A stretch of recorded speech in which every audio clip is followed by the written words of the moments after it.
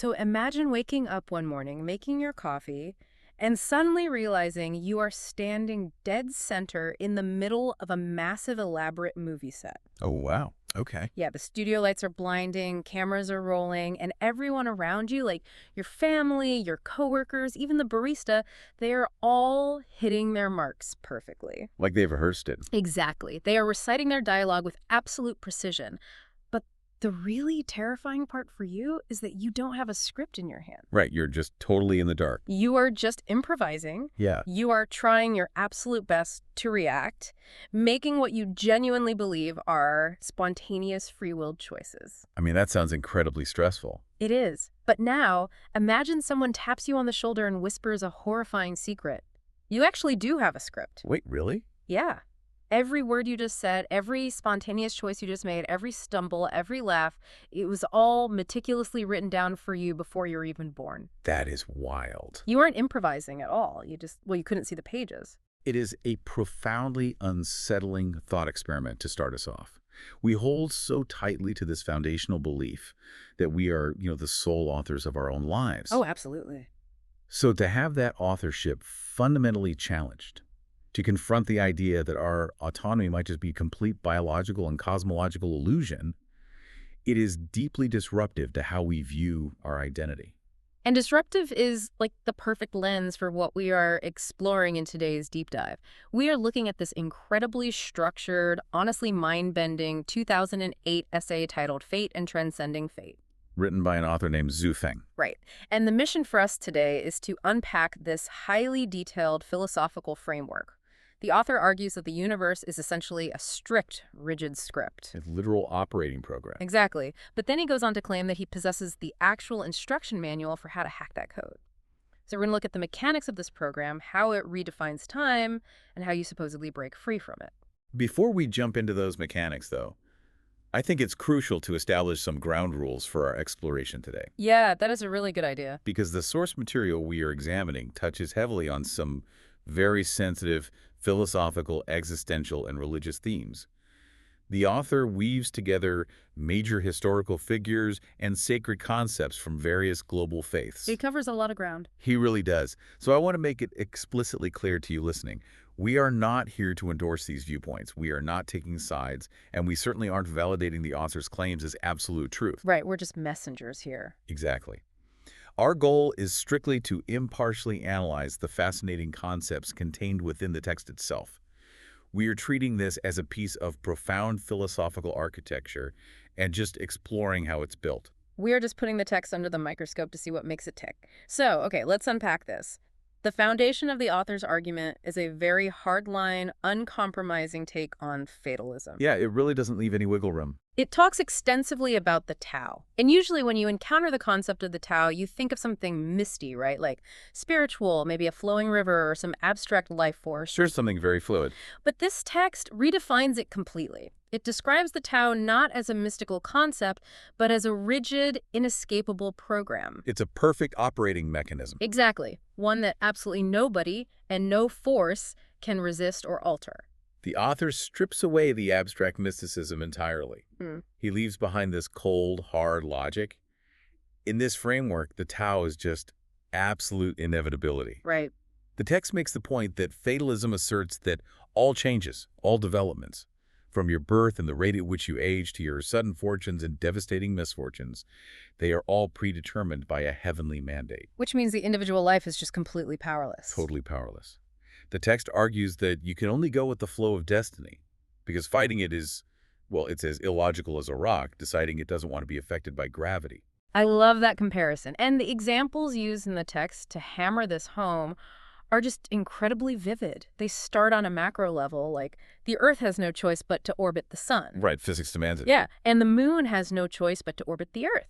That is their cosmic fate. It is baked into their programming. But then the essay scales down to biology. Right, like the seasons. Spring is programmed for growth, winter is programmed for storage. Exactly. Or, a peach tree can only ever grow peaches. It is physically impossible for its genetic code to suddenly decide, hey, I'm going to grow apples today. It just can't happen. And then the text gets a bit ruthless to make its point. Yeah. It points out that big fish eat small fish, cats catch mice, and a pig, literally from the moment it takes its first breath, is destined for the slaughterhouse. It's harsh, but it illustrates the point perfectly. Mm-hmm. The pig doesn't choose that fate.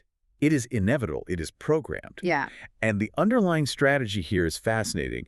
The author uses the indisputable laws of the natural world to build this inescapable logical trap for the reader. Because we can't argue with those examples. Exactly. We readily accept that a peach tree is bound by its genetic programming. We accept that the Earth is bound by gravity. We don't argue with facts. But then the text turns that exact same analytical lens onto humanity. It strips away our perceived exceptionalism. Because we desperately want to think we are the exception to the rule of nature, you know? Oh, absolutely. We build skyscrapers, we write symphonies, so we just assume we're outside the bounds of basic instinct and programming.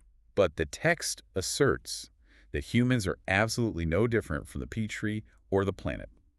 We are subject to the same strict, uncompromising programming. And it gets so specific with it, too. It does. The author goes so far as to quantify this, claiming there are exactly 18 factors in life that a person cannot manage by themselves. 18 factors. Like what? Well, you cannot choose the area you were born into. You cannot choose your macroeconomic environment, your race, or your nationality. You certainly cannot choose your parents or your genetic predispositions. So, from the perspective of this essay, your entire existence is just a script running on hardware you didn't build. Exactly. The moment you will get rich, the specific day you will fall ill, the exact calamity you will suffer, it is all scheduled. It drills down into the most intimate details of our lives. The text literally says that the person who gave birth to us, we are forced to call her mother. Right? We can't decide to call her grandmother or sister. It's a role assigned to us in relation to her assigned role. Reading this, my mind immediately went to an analogy for anyone who plays video games. Well, let's hear it. Think about playing this expansive, open-world game. You walk around, you explore the map, you talk to characters, and you feel like the player making all these completely free choices. Sure. But this author is essentially arguing that 98% of us aren't the player holding the controller at all. We are the NPCs. The non-playable characters. Exactly. We might feel the internal sensation of making choices, but we are just executing pre-written lines of code. We are walking on a predetermined path, reciting the dialogue the developers wrote for us long before the game even launched. That visualizes the core mechanic of the author's claim perfectly. We are experiencing the subjective illusion of agency while being entirely bound by the objective reality of the code. It's a heavy thought. It really is. And if we accept this premise for a moment, that absolutely everything is a rigid pre-written script, then we have to confront a massive philosophical consequence. Which is? Well, we have to look at how this framework completely dismantles our standard understanding of time. Oh, right. Because if the script is already finished, if the software code is already compiled and shipped, then the future isn't really something we were walking into. Exactly. It changes the entire architecture of reality. If the script is already written, the text argues that the time as a flowing linear progression actually does not exist. So it's all an illusion. Yes. The past, the present, and the future are an illusion created entirely by our limited sequential perspective of the data. You know, the text has a brilliant, concise analogy for this. Imagine you are holding a physical novel. Okay. When you are reading and you get to page 80 feels like the present. Right. Great. Everything on pages 1 through 79 feels like the past, and everything from page 81 to the end feels like the future. But the book itself is already a completed physical object. The ink is dry on every single page. Exactly. If you drop the book, the pages shuffle, and you flip to a random page, that new page suddenly becomes the present. The characters on page 200 are still there, perfectly preserved, acting out their present moment regardless of whether you are looking at them or not. Which naturally raises the immediate question for anyone analyzing this framework. This raises an important question, actually. If our lives are a completed novel, and the script is already sitting there in the universe's hard drive, why can't we just look ahead? Why can't we just turn the page to 81 and see what happens to us tomorrow? Because we aren't the author holding the book. We are the ink on the page. We are confined completely within the script, subject to its sequential unfolding. But, the text actually goes deeper into the mechanics of why we are kept in the dark. Yeah, the author provides a deeply layered mechanical reason for this blindness. Hmm. It isn't just a sensory limitation. It is framed as an absolute necessity for the universe to function. How so? Well, if humans were allowed to know the script's content in advance, the text argues it would disrupt the program entirely. It would cause what the author calls universe chaos. Which honestly tracks logically with how humans behave. I mean, if you knew with absolute certainty that you were going to get into a car accident at 2 p.m. tomorrow, you simply wouldn't get in the car. You'd stay right on the couch. Exactly. But by doing so, you would break the sequence of events. So the universe needs you to be ignorant so that you actually hit your mark and play your part in the accident. Furthermore, what is truly remarkable is how the author frames this restriction philosophically. Keeping humanity blind to the future isn't described as a cruel punishment or a prison sentence. No. No, it is framed as an act of profound compassion. The text uses a fascinating quote here. The people may be made to follow a path of action, but they may not be made to understand it. Oh, wow. In this context, ignorance is quite literally a protective mechanism.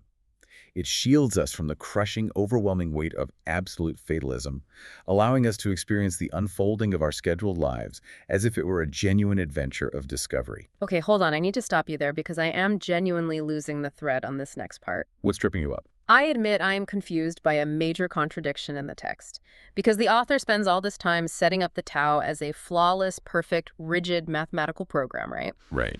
But then here's where it gets really interesting. The text explicitly introduces a loophole. It says that the heavens net is vast, but it makes exceptions. It claims that about 1 to 2% of life actually escapes this rigid script.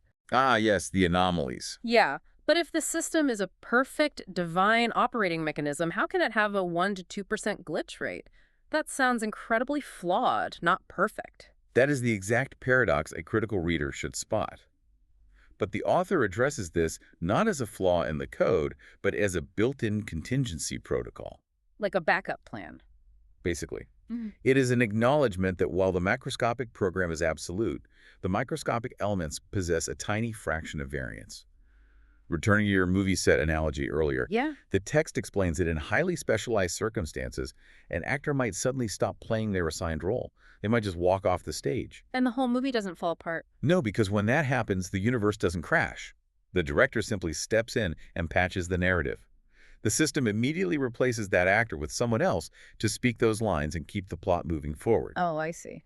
The machinery of the universe is designed to adapt to the anomaly instantly, preserving the integrity of the 98%. So the script survives, but the individual character manages to duck out the side door. That actually brings us to who these anomalies actually are. Like, who makes up this 1 to 2% that manage to go off script? Right, the escapists. The text points to the great historical sages. It specifically lists figures like Jesus Christ, Buddha Shakyamuni, Muhammad, Laozi, the spiritual entity Seth, and the mystic Osho. And expanding on that list reveals perhaps the most audacious analytical move the author makes in the entire essay. What's that? The text systematically strips away all the traditional, orthodox, religious, and theological contexts surrounding these historical I don't know, figures. yeah, it doesn't treat them as divine founders of competing exclusive worldviews at all. It flattens the hierarchy and groups them all together in the exact same functional category. Exactly. The author categorizes all of these historical and spiritual figures not as religious deities in the traditional sense, but as literal program hackers. Program hackers, that is Ah. such a wild concept. It is. The text argues that whether it is Jesus guiding people to an external kingdom of heaven, or Buddha teaching the letting go of ego to cross the sea of suffering, Right. or Mohammed utilizing Allah's power to escape the confines of heaven and earth, or Seth teaching consciousness projection to create entirely new paradigms of space and time, they're all fundamentally executing the exact same mechanical function. So they're all doing the same thing, just with different user interfaces. Precisely. They're the rare anomalies who peered behind the cosmic curtain, understood the source code of the script, and developed distinct methodologies to transcend the pre-written program. I find that framing so compelling. The sages as universe hackers. Let's look at the mechanics of those hacks, because they are distinct.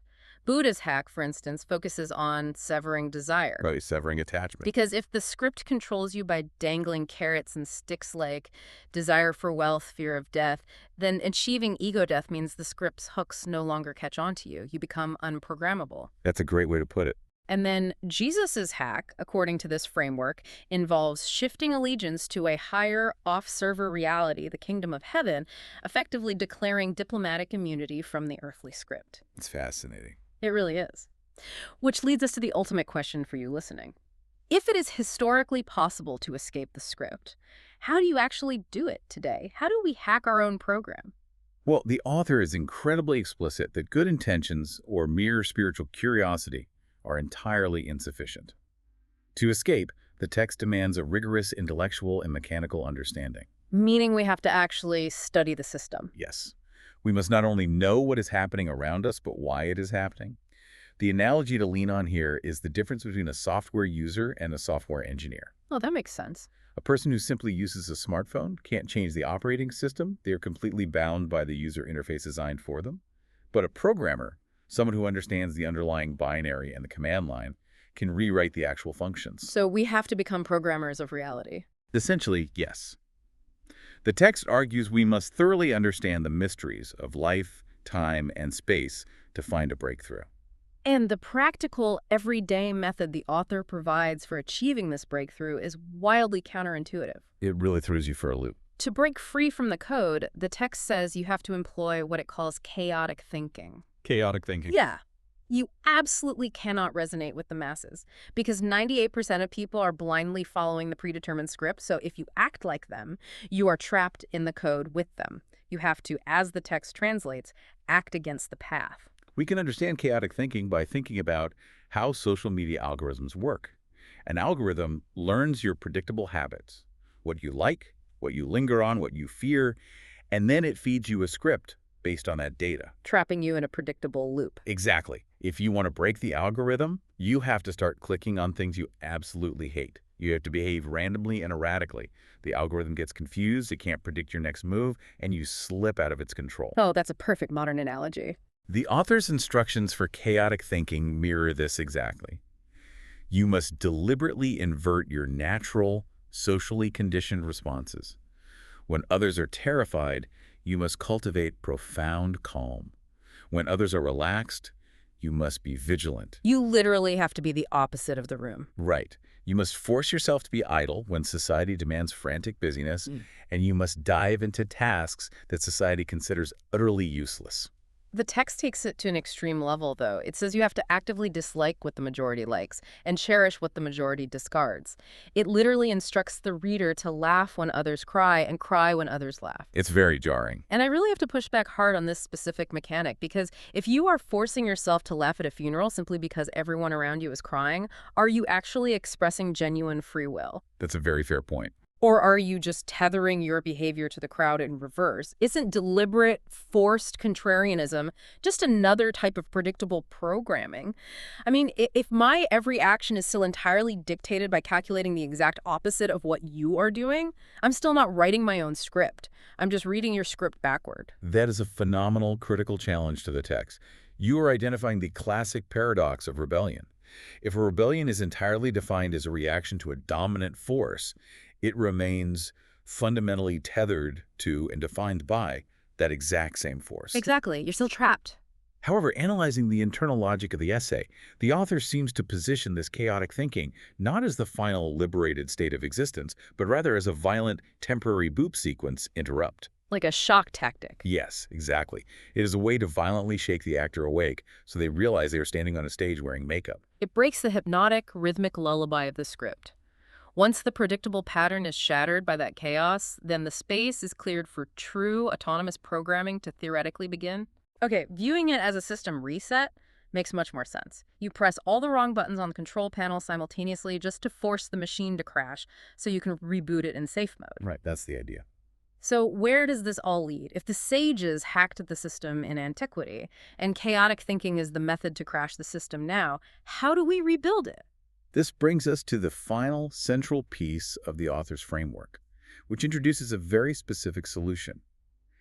The text states that a modern guide exists for this anti-fate, anti-humanity path, and it is called Life Genuine. Wait, let's pause there because the text drops this term right at the end. Yeah. What actually is life genuine? Is it a book you buy, a physical commune you move to, a state of mind, or a philosophical community? Based on the broader context of the text, Life Genuine is presented as a comprehensive philosophical community and a distinct conceptual pathway. Okay. It is described as a collective of individuals, specifically that 1 to 2%, who are actively utilizing these hacking methodologies. So it's a group of people doing this together? Yes. The essay concludes with a massive, unambiguous declaration. The author, Swiffing, claims that he personally possesses the specific actionable methods to transcend fate, time, and space. Wow. He posits that through the guidance found within Life Genuine, its members can successfully shift from being blindly driven by the cosmic script to being entirely driven by knowledge and the mind. He truly plants a flag at the end of the essay. It's a staggering claim to wrap up a staggering theory. So what does this all mean for us today? That's a lot to process. We started our deep dive by outlining a terrifying, almost claustrophobic concept of a universe that functions as a completely rigid, inescapable software program. We explored how accepting that premise completely shatters our perception of time, turning our lives into a finished novel where the ink on our future is already dry. We analyzed the idea that history's greatest spiritual figures were essentially glitches in the system program hackers who figured out the underlying code of reality. And finally, we looked at the rebellious, disruptive act of trying to rewrite one's own code through chaotic thinking, culminating in the author's claim to lead a community of individuals doing just that. When we distill this complex architecture down, even if a listener completely rejects the fatalistic framework and the specific claims about Life Genuine, the text still serves as an extraordinarily powerful thought experiment for our everyday lives. It definitely makes you think. It forces a critical self-audit. We must ask ourselves how much of our daily mundane existence is actually governed by our own conscious, deliberate choices. Probably less than we'd like to admit. Exactly. How much is quietly dictated by our biological habits, by deep-seated societal expectations, and by cultural scripts that we never consciously auditioned for, but flawlessly perform every single day? We might not be bound by a literal cosmic operating system, but we are undeniably bound by patterns. Recognizing those patterns, seeing the invisible tracks we run on, is the absolute first step toward exercising genuine agency. It all comes down to realizing you are standing on a movie set and deciding whether you want to keep reading the lines provided for you. Precisely. And that leaves us with one final lingering thought for you to mull over today as you go about your routine. If we entertain this framework, if we accept that the universe is indeed a perfectly coded program running a rigid script, and we are just characters executing that code, it forces a much larger, more unsettling question. Oh, this is the big one. If you decide right now to do something entirely unpredictable to prove you have free will, how do you know that sudden burst of rebellion wasn't already written on your character's page long before you were even born? Thanks for taking this deep dive with us.